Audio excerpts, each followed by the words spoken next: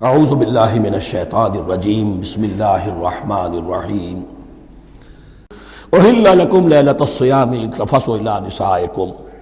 اب یہ ہے احکام کی آیت، بڑی طویل ہے، چونکہ یہود کے ہاں شریعت میں روزہ جو ہے شروع ہو جاتا تھا شام کو ہی، اور رات بھی روزے میں شامل تھی، تو تعلق زن و شو بھی نہیں ہو سکتا اور کوئی سحری وحری کا تصور نہیں تھا۔ جیسے ہی سوئے رات شروع، روزہ شروع، اب اگلے دن تک غروب آفتاب تک روزہ رہے گا۔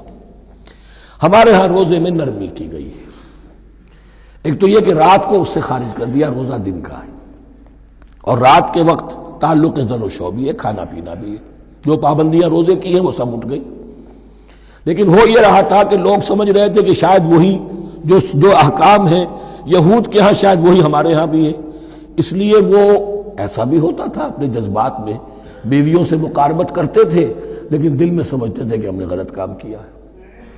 یہاں اب ان کو اطمینان دلایا جا رہا کہ نہیں، احل لکم لیلۃ الصیام الرفث الی نسائکم، حلال کر دیا گیا ہے تمہارے لیے روزے کی راتوں میں اپنی بیویوں کے پاس جانا۔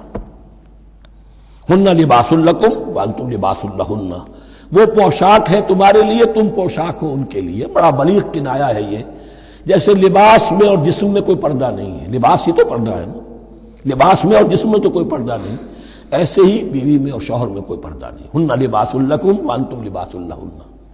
ویسے بھی انسان کے اخلاق کی حفاظت کرنے والی، مرد کے اخلاق کی حفاظت کرنے والی بیوی ہے، بیوی کے اخلاق کی حفاظت کرنے والا مرد ہے۔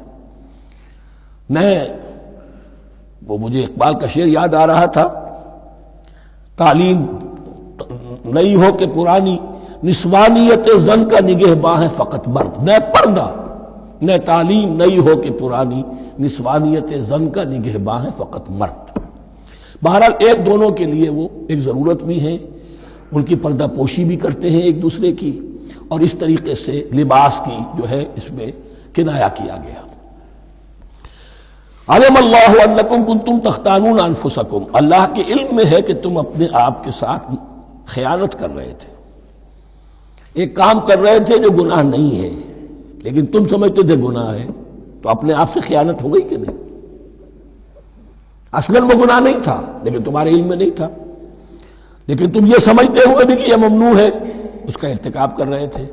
علم اللہ انکم کنتم تختانون انفسکم فتاب علیکم، تو اللہ نے تم پر نظر رحمت فرمائی، وعفا عنکم، اور بخش دیا، معاف کر دیا، جو بھی خطائیں ہو گئی ہیں وہ سب کے سب معاف سمجھو۔ فالآن باشروہن، اب ان کے ساتھ جو بھی تعلق زد و شے ہے وہ قائم کرو۔ وابتغوا ما کتب اللہ لکم، اور تلاش کرو، حاصل کرو جو کچھ اللہ نے تمہارے لیے لکھ دیا ہے۔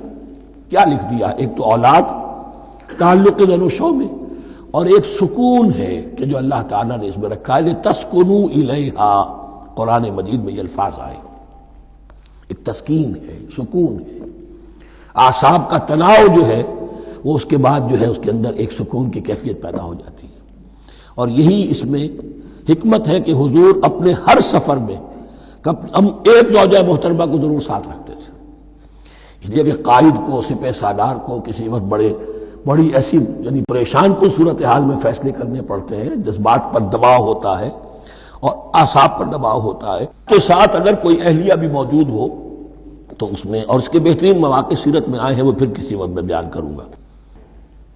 وابتغوا ما كتب الله لكم وكلوا واشربوا حتى يتبين لكم الخيط الابيض من الخيط الاسود من الفجر، اور کھاؤ اور پیو یہاں تک کہ واضح ہو جائے تمہارے لیے سفید دھاری فجر کی سیاہ دھاری سے، یعنی یہ پاؤں پھٹنے کے لیے استعارہ ہے کہ جب سفیدہ نمایاں ہوتا ہے ایک لکیر کی طرح، پاؤں پھٹ گئی، اس وقت تک کھانے پینے کی چھوٹ ہے، سحری جو ہے آپ کر سکتے ہیں، بلکہ کلو واشربو، کھاؤ اور پیو، اور اس کی حدیث میں تاکید آئی ہے، اور یہ بھی فرمایا ہمارے اور یہود کے روزے کے مابین سحری جو ہے وہ فرق ہے۔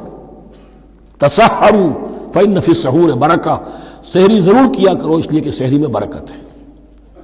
ثم اتموا الصیام الی اللیل، پھر رات تک روزے کو پورا کرو۔ اب رات تک میں اکثر فقہا کے نزدیک غروب آفتاب مراد ہے، اہل تشیع اس سے ذرا آگے جاتے ہیں کہ رات کا لفظ آیا ہے تو ذرا اور غروب آفتاب پر چند منٹ گزر جائے، لیکن ہمارے اہل سنت کے ہاں غروب آفتاب جو ہے وہی گویا کہ یہ اس کی غایت ہے۔ وَلَا تُبَاشِرُوهُنَّ وَأَنْتُمْ عَاكِفُونَ فِي الْمَسَاجِدِ، لیکن یہ رعایت جو تمہیں دی جا رہی ہے اس میں ایک استثناء ہے، جب تم معتکف ہو مسجدوں میں تو پھر اپنی بیویوں سے کوئی تعلق قائم نہ کرو۔ وَلَا تُبَاشِرُوهُنَّ، مت ان سے مباشرت کرو، وَأَنْتُمْ عَاكِفُونَ فِي الْمَسَاجِدِ، جبکہ تم مسجدوں میں اعتکاف میں ہو، آخری عشرے میں جو اعتکاف ہوتا ہے۔ تِلْكَ حُدُودُ اللَّهِ فَلَا تَقْرَبُوهَا، یہ اللہ کی حدود ہے، ان کے قریب مت جاؤ۔ بعض جگہ پر آتا ہے فلا تعتدوها، ان حدود کو عبور نہ کرو، ان سے تجاوز نہ کرو۔ تو حرام تو یہی شے ہوگی کہ حدود سے تجاوز کیا جائے، لیکن احتیاط اس میں ہے to keep at a safe distance, ذرا دور رہو۔ آخری حد تک چلے جاؤ گے تو اندیشہ ہے کہ کہیں اس حد کو کراس نہ کر جاؤ۔ فلا تقربوها، اللہ کے حدود سے ذرا ایک سیف ڈسٹینس کے اوپر رہنا ضروری ہے۔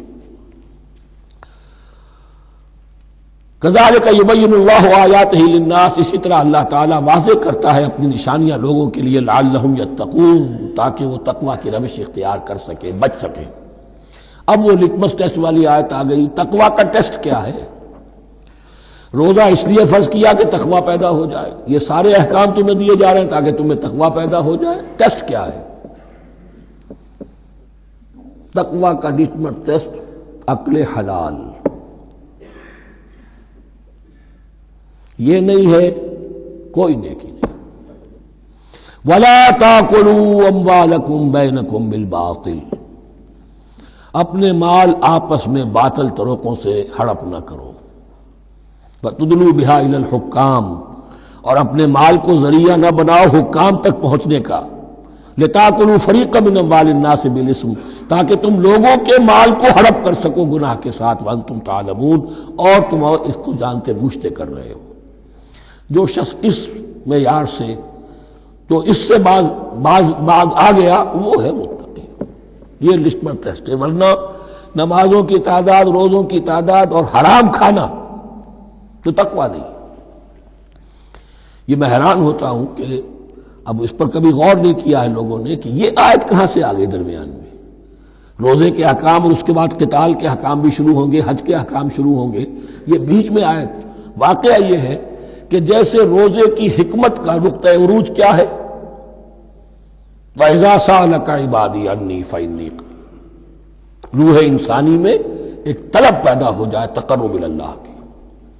اسی طرح احکام صوم میں جو کلائمیکس ہے وہ یہ ہے، وَلَا تَأْكُلُوا أَمْوَالَكُمْ بَيْنَكُمْ بِالْبَاطِلِ وَتُدْلُوا بِهَا إِلَى الْحُكَّامِ لِتَأْكُلُوا فَرِيقًا مِنْ أَمْوَالِ النَّاسِ بِالْإِثْمِ وَأَنْتُمْ تَعْلَمُونَ۔